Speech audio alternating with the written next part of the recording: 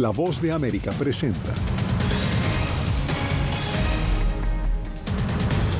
Senado estadounidense revela detalles de un acuerdo bipartidista que busca endurecer los requisitos para obtener asilo. Washington lanza nuevos ataques contra hutíes y la milicia amenaza con responder. Nayib Bukele se impone en las elecciones y se convertirá en el primer presidente de El Salvador que se reelige. Luto nacional en Chile. Más de 120 muertos dejan extensos incendios forestales.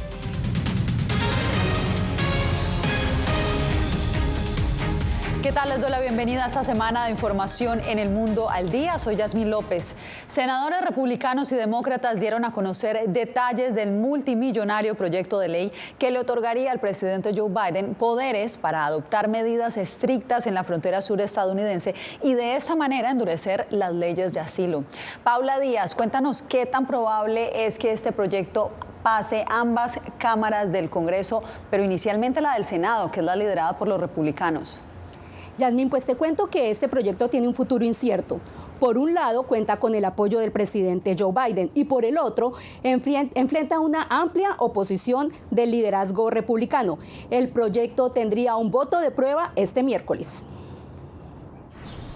El proyecto de ley de asignaciones suplementarias de seguridad nacional de emergencia 2024 plantea dos cambios claves en la ley migratoria: limitar el uso del parol por parte de los migrantes irregulares que llegan a la frontera y permitir que el presidente pueda cerrarla en ciertos casos, cuando el flujo migratorio supere los 5.000 migrantes diarios durante 3 días consecutivos. Biden celebró el acuerdo. Me daría como presidente una nueva autoridad de emergencia para cerrar la frontera cuando se vea abrumada. Hará que nuestro proceso de asilo sea más justo y eficiente, al tiempo que protegerá a los más vulnerables. El proyecto de $118 mil millones contempla destinar 20 mil millones a la seguridad fronteriza, con medidas como el cierre de la frontera con México cuando esté colapsada, restringir el acceso al asilo y terminar con lo que en inglés se llama Catch and Release, la política de liberar a los migrantes en Estados Unidos mientras esperan cita en una corte para pedir asilo. El presidente de la Cámara, el republicano Mike Johnson, rechazó de inmediato la propuesta. Yo he visto suficiente. Este proyecto de ley es incluso peor de lo que esperábamos y no pondrá fin a la catástrofe fronteriza que ha creado el presidente, como proclamó el principal negociador demócrata. Según esta legislación, la frontera nunca se cierra. Si este proyecto de ley llega a la Cámara, estará muerto a su llegada. Además, prevé destinar $60 mil millones para ayudar a Ucrania y 14.100 millones para Israel, según un resumen publicado por la presidenta de la Comisión de Asignaciones del Senado, Patty Murray, citado por AFP. Varias organizaciones han expresado su rechazo a lo que llaman un ataque al proceso de asilo, entre ellas la Coalición Inmigración ARC, que afirma que los legisladores cedieron a la retórica xenófoba y antiinmigrante que se vive en el país. El proyecto destina $1.400 millones a programas locales como los refugios, que han visto una gran afluencia de migrantes en los últimos meses. También aceleraría los permisos de trabajo para los solicitantes de asilo. Paula, gracias. Y justamente la crisis migratoria sigue enfrentando al gobierno federal de Estados Unidos de los gobiernos de algunos estados. 15 gobernadores republicanos se unieron en Texas para repudiar la política migratoria federal, argumentando que el país está siendo invadido por migrantes. Laura Sepúlveda nos amplía. 14 gobernadores se unieron al líder republicano de Texas, Greg Abbott, para manifestarse una vez más contra las políticas migratorias adoptadas por la Casa Blanca. Es absolutamente vital para la seguridad a largo plazo de nuestro país. Nuestros estados están siendo invadidos por personas que cruzan ilegalmente. Al tipificar la situación fronteriza como una invasión, estos 15 estados buscan ampararse en la Constitución de Estados Unidos para adoptar medidas migratorias distintas a las del gobierno federal. El artículo 1, sección 10, cláusula 3 de la Constitución de Estados Unidos dice que un Estado puede defenderse y defender a sus ciudadanos para proteger su seguridad del peligro inminente que enfrentamos, que es una invasión de millones de personas provenientes de todo el mundo. El término invasión a la fecha no ha sido definido en la Constitución por la Corte Suprema, pero según explica la Fundación de Políticas Públicas de Texas, es una acción que debe involucrar el ingreso físico a un Estado y la intención del invasor para actuar como enemigo de ese Estado. La interpretación y especificidad del término es la que ha llevado al gobierno federal a múltiples batallas legales a cuenta de la migración y su forma de afrontarla. Cientos de civiles que integran el autodenominado grupo Ejército de Dios llegaron a 3 puntos fronterizos este fin de semana, uniéndose en protesta. Dejan que millones de inmigrantes ilegales y personas que saben que traen drogas, personas que saben que trabajan para los cárteles, que son traficantes sexuales, que tienen antecedentes penales, que tal vez hayan matado en el pasado y hayan sido deportados, vengan. Acusaciones que se han extendido por años y ante las que migrantes reaccionan sin mirar atrás. Los jóvenes estamos mal. Ahí podemos estudiar toda la vida, pero nunca vamos a hacer nada. Laura Sepúlveda, Voz de América, Austin, Texas. Pasamos ahora a Nueva York, donde tras la golpiza propinada por un grupo de migrantes a 2 policías, el gobierno local y estatal suman esfuerzos para endurecer sus políticas hacia los migrantes irregulares. Ángela González nos explica. El video de seguridad en el que se ven a al menos 13 hombres, al parecer migrantes, golpeando a 2 policías, ha desencadenado un revuelo político en Nueva York y aumentan las voces a favor de endurecer las políticas migratorias. Este lunes, la gobernadora Kathy Hochul se pronunció por el acuerdo bipartidista alcanzado en el Senado. Número 1, cambios para endurecer las leyes de asilo. Número 2, 1,4 mil millones para las localidades y estados. El estado de Nueva York recibiría una parte y con esto la ciudad de Nueva York. Pero necesitamos el dinero ahora mismo y también cerrar la frontera, como ha dicho el presidente Biden. La gobernadora también sostuvo una reunión con el fiscal de Manhattan, Alvin Bragg, luego de que una gran mayoría de los implicados quedaran en libertad sin fianza y, según la policía, 4 de ellos viajaran en un autobús a la frontera de California y México. Solo uno fue trasladado a la cárcel con una fianza de $15,000. El alcalde hizo un llamado a una revisión de las leyes de fianzas vigentes en la ciudad. Creo que es importante que el organismo gubernamental encargado de las leyes diga si cree que necesitamos reexaminar aspectos de la mencionada ley. Y creo que esa es la pregunta que deben responder y los neoyorquinos deben tomar la decisión. Si se comete un delito, particularmente violento, si se agrede a agentes de la policía en la calle y la persona indocumentada es declarada culpable, el gobierno federal debería deportarla. Diferentes agencias, funcionarios públicos y senadores han pedido una respuesta federal con deportación para los implicados. Ángela González, Voz de América, Nueva York. Cambiamos de información. Estados Unidos lanza fuertes ataques contra hutíes en Yemen luego de bombardear otras milicias respaldadas por Irán en Irak y Siria. Vamos con Jorge Agobián, quien se encuentra en directo desde la Casa Blanca. Jorge, yo creo que empezamos con el alcance de estas acciones en el Medio Oriente.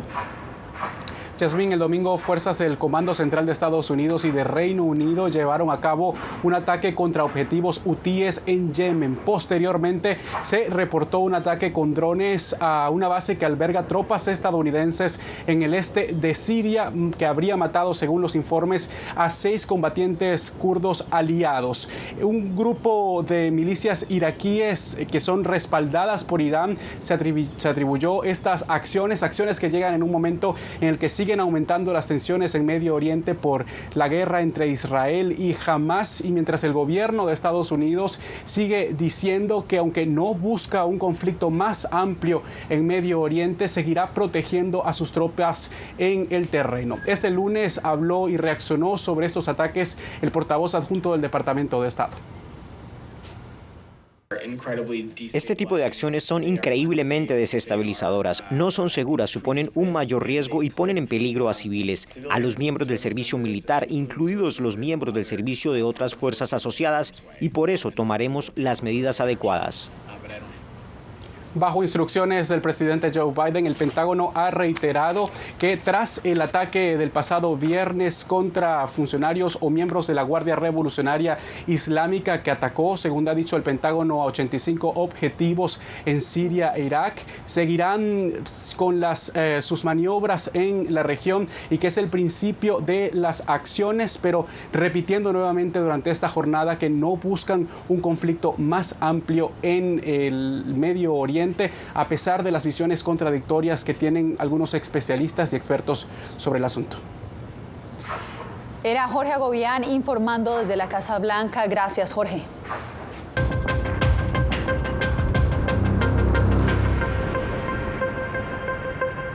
En El Salvador, Nayib Bukele se autoproclamó ganador de las elecciones presidenciales, aún sin tener datos oficiales del Tribunal Supremo Electoral. Pero conocemos que hace pocos minutos tuvieron información de última hora, por eso nos conectamos a esta hora con nuestro corresponsal en El Salvador, Claudia Saldaña. Claudia, ¿de qué se trata? Hola Yasmín, pues te cuento que hace unos minutos, hace un par de horas, el Tribunal Supremo Electoral decretó fallido el escrutinio inicial que tenían con el conteo de los votos aquí en El Salvador con las elecciones que se realizaron ayer. Se dieron muchas irregularidades en el proceso, muchas de las juntas receptoras de votos no pudieron ingresar las actas al sistema del Tribunal Supremo Electoral y por tanto hubo muchos retrasos, el sistema falló completamente y este mediodía el tribunal finalmente avisaron que después de intentarlo durante mucho tiempo y tratar de solucionar la situación, no han tenido otra alternativa más que contar los votos uno por uno. Lo van a hacer de forma manual, van a contar voto a voto y van a abrir todas las cajas electorales en donde se colocaron las papeletas para diputados y las cajas que ya estaban escrutadas, las actas escrutadas que están para el proceso de elección de presidente, sí se van a quedar, no las van a descartar porque esas han sido ingresadas correctamente al sistema, pero aún hace falta 2.500 más por ingresar. Ese 70% que hemos conocido que da como virtual ganadora al presidente Bukele siempre se mantiene, pero van a comenzar el resto del proceso contando voto a voto. Yasmín. Cuando Nayib Bukele se autoproclamó ganador de las elecciones presidenciales en El Salvador, el Tribunal Supremo Electoral aún no había dado datos oficiales del escrutinio. Bukele no esperó el resultado oficial. Anoche mismo, minutos antes de las 7, se declaró ganador en su cuenta de X y luego lo celebró junto a sus seguidores. El Salvador, este día, ha vuelto a hacer historia. El pueblo ha decidido votar por Nayib Bukele y queremos seguir viviendo en paz. Pero mientras ellos celebraban, en algunos centros de votación había múltiples problemas. El sistema de transmisión del TSE falló. Las juntas receptoras de votos no pudieron ingresar las actas en el sistema o cuando lograban hacerlo, la cantidad de votos se duplicaba. El TSE solicitó entonces un conteo manual. Durante varias horas el sistema quedó inactivo con un 31% del procesamiento de actas. Los miembros de las juntas receptoras de votos pasaron la noche en vela sin que se resolviera la situación. Pero Bukele seguía su discurso en el centro histórico. El pueblo salvadoreño habló. ¿Y qué dijo este día? El pueblo salvadoreño dijo: queremos continuar el camino que llevamos.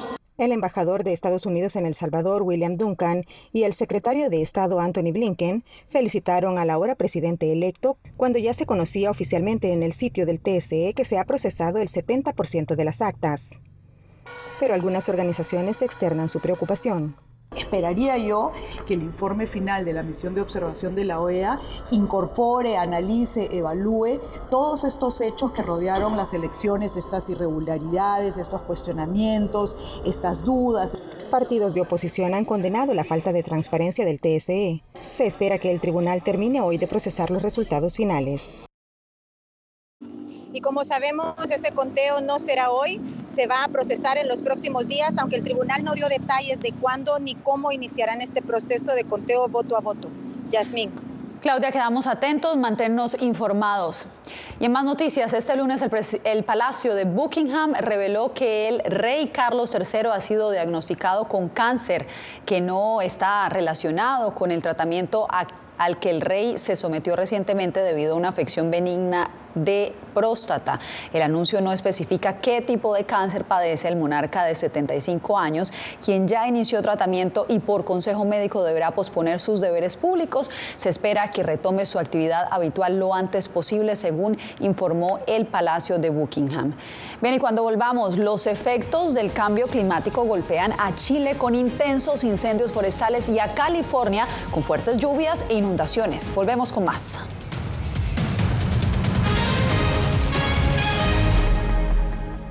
Soy Néstor Aguilera, corresponsal de La Voz de América en el Ecuador.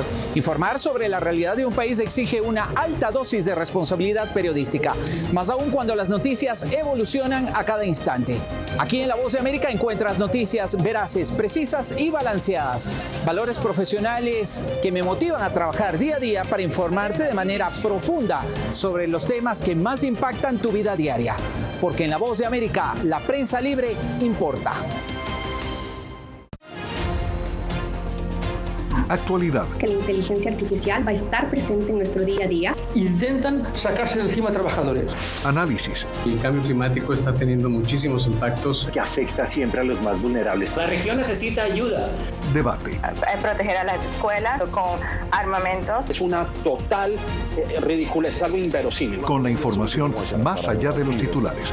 Todas las semanas por La Voz de América. Desde Washington, le saluda Gonzalo Abarca. ¿Quieres mantenerte informado de primera mano? Únete a nuestro canal de WhatsApp. Lo que ocurre en Estados Unidos, América Latina y el mundo directamente a tu celular. Escanea el código que ves en pantalla y conéctate con las noticias para recibir información veraz y balanceada. Noticias de última hora, reportes originales y verificación de información. Porque en La Voz de América, la prensa libre importa. Soy Gonzalo Abarca, presentador de La Voz de América. Cada semana, desde nuestro programa Foro, programa de análisis y debate, vamos más allá de la noticia, con los temas de interés que ocurren en Estados Unidos e impactan en toda la región. Desde La Voz de América, tengo el privilegio de moderar debates y confrontar ideas diferentes. Así nuestra audiencia se puede formar su libre opinión y tomar sus decisiones bien informadas. Porque en La Voz de América, la prensa libre importa.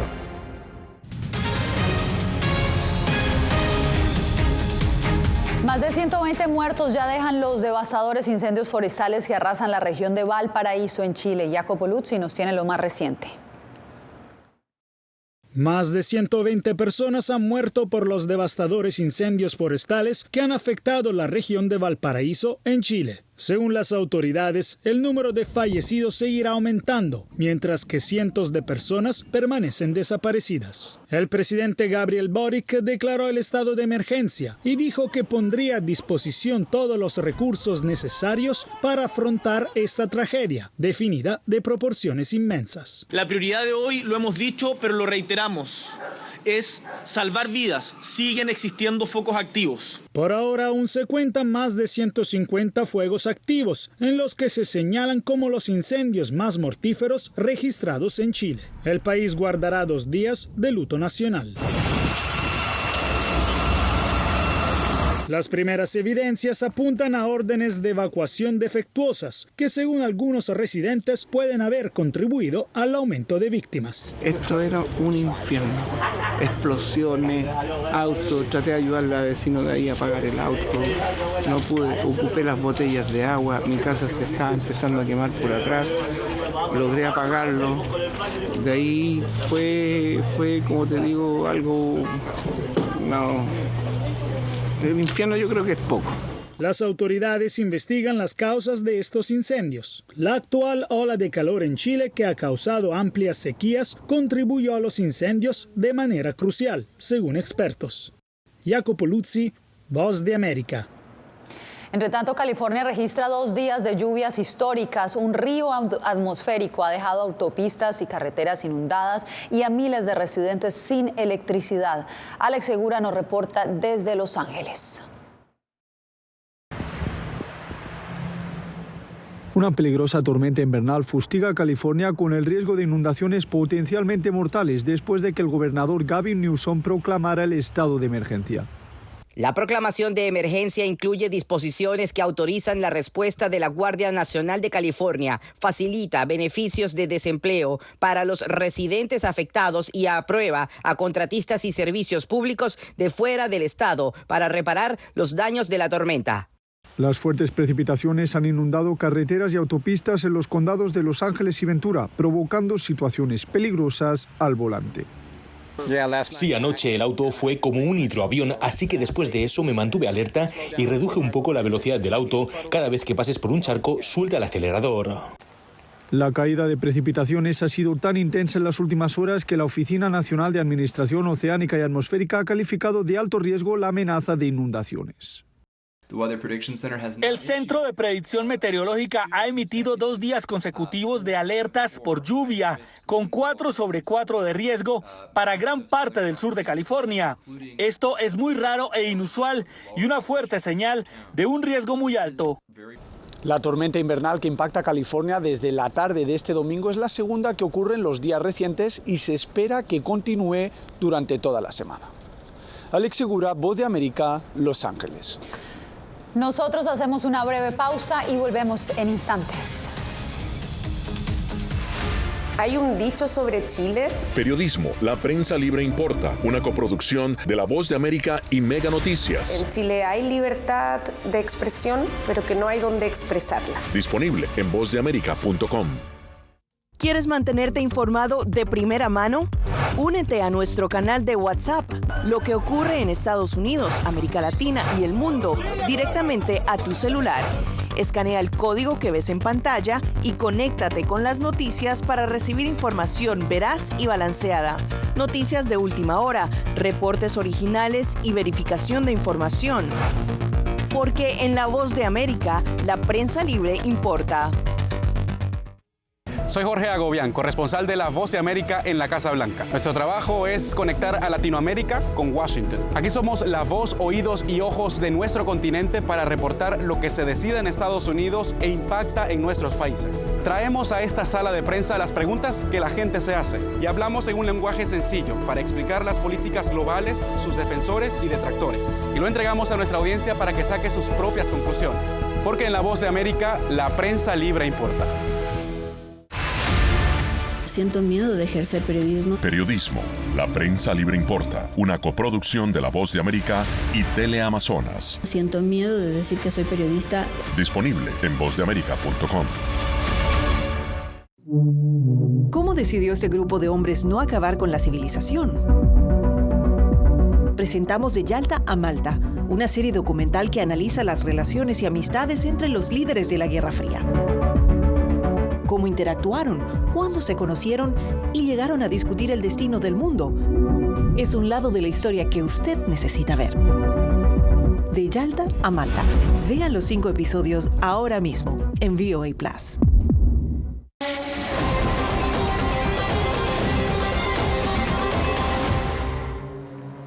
Se complica más la entrega de ayuda humanitaria a cerca de 2 millones de palestinos desplazados en Gaza. Pilar Cebrián nos envía el informe desde Tel Aviv. La Agencia para los Refugiados Palestinos de Naciones Unidas, UNRWA, ha denunciado que la Marina israelí ha disparado contra sus camiones de ayuda humanitaria. Afortunadamente es un ataque en el que no se han producido heridos, pero la Media Luna Roja asegura que durante varios días las tropas israelíes están asediando los últimos hospitales que quedan, poniendo en peligro la evacuación de los heridos más graves. Mientras tanto, aquí en Israel, el gobierno de coalición se resquebraja. El ala de la derecha amenaza con romper el gobierno si Netanyahu finalmente suscribe ese acuerdo con Hamás para la liberación de los rehenes. El ministro ultranacionalista Ben Gvir ha incluso criticado que se esté enviando ayuda humanitaria a la Franja de Gaza y ha dicho que espera que Netanyahu se posicione con él y no con el líder de la oposición, Yair Lapid, quien ha ofrecido todo su apoyo al primer ministro si finalmente, como decimos, termina firmando ese acuerdo con Hamás. Entre tanto, el secretario de Estado de Estados Unidos, Antony Blinken, inicia este lunes su visita por Oriente Medio. Está este lunes en Arabia Saudí y se espera que aterrice aquí en Tel Aviv este miércoles. Pilar Cebrián, Voz de América, Tel Aviv. Israel es actualmente hogar de más de 30.000 refugiados africanos, quienes tras el ataque de Hamás del 7 de octubre, hoy enfrentan nuevamente los estragos del desplazamiento forzado, pero en una tierra ajena. Celia Mendoza tiene los testimonios. 7 de octubre comenzó una guerra difícil. Mi casa fue destruida por un cohete de Hamás. Yo estaba adentro. Es muy peligroso. Recibí golpes en varias partes. Tekewel Namainot es uno de los más de 30.000 refugiados africanos en Israel, según la Agencia para Refugiados de la ONU.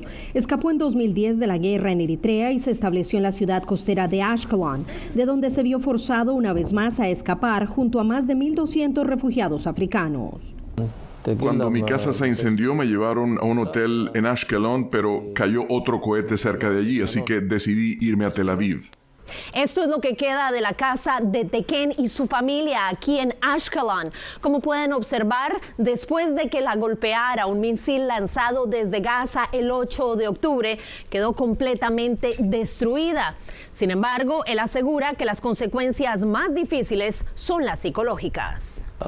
Siento miedo por dentro, no tengo ganas de trabajar. Trabajo un día y otro no. Siento gran temor. Me gustaría ir a un hospital, pero no tengo seguro médico. Las mismas acciones, asesinatos indiscriminados, violaciones sexuales, quema de casas con gente adentro, son exactamente los mismos incidentes, las acciones cometidas contra los refugiados.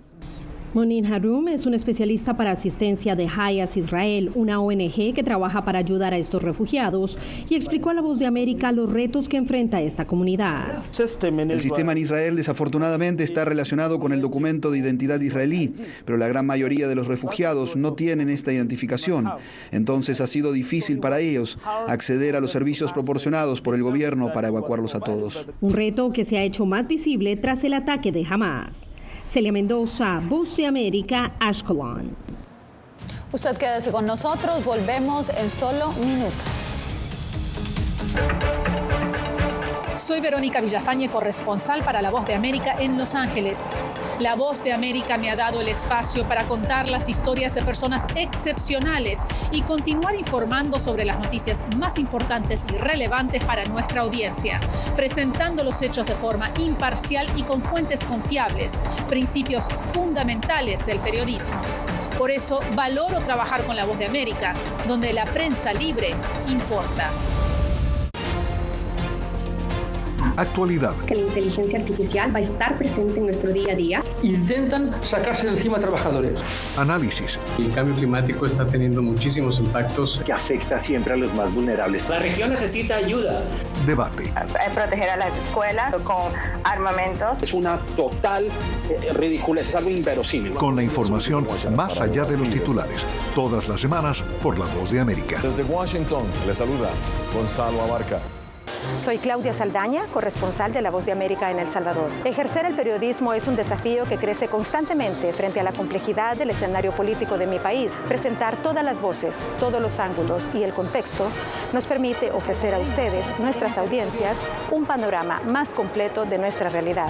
La imparcialidad está en el ADN de la VOA y me siento orgullosa de ser parte de este gran equipo de profesionales que demostramos cada día por qué la prensa libre importa. Poder ser la voz de la denuncia de tantas personas que sienten fuertemente vulnerados sus derechos. Una de las patas que sostiene la democracia debe ser la libertad de prensa. Periodismo, la prensa libre importa. Una coproducción de La Voz de América con nuestras afiliadas en la región. ¿Cómo garantizar que las voces lleguen a quien tienen que llegar? Impunidad, indolencia de la justicia son nuestros principales enemigos. Disponible en vozdeamerica.com.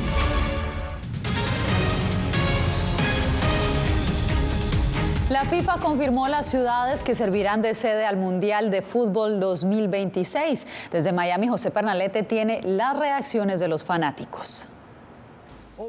La pasión por el fútbol regresa a América con la celebración del Mundial 2026. Nuevamente se calienta para llevar a la cancha del estadio Hard Rock la celebración de 7 partidos, un torneo que promete acaparar la afición de fanáticos del mundo entero. La Copa Mundial de FIFA es uno de los eventos deportivos más grandes y emocionantes del mundo y es un honor ser una de las sedes. Sumamente felices, le abrimos los brazos a las personas de alrededor del mundo quienes vienen a participar de esta actividad. 7 partidos que se realizarán acá y las puertas de Miami Beach están abiertas para que todos vengan a disfrutar no solamente del partido, sino de las playas y nuestros distritos históricos.